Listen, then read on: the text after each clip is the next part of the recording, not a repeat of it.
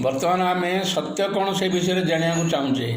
सत्य कौन आम जहाँ देखिपे ता सत्य नुहे, जहाँ न देखिपे ता सत्य अटे। कारण बुझा हम जे आम कौन कौन सत्य बोली भावुचे। आम जहाँ देखिपार ता किए कौन देखुना गछ पत्र नदी नाल मनुष्य सूर्य चंद्र प्रकृति ये सबू मनुष्य पशु पक्षी प्राणी सब देखिपे से गुड़ाक सत्य नुहे। कहीं तार समय आसिले एमाने प्रलय समय ध्वंस होइजिबे आउ थे नुआ सृष्टि सर्जन हम। तेणुक आम सत्य को अनुसंधान करिया पड़ो। आम देखिपारे जहाँ ईश्वर को देखिपारे ता ही सत्य।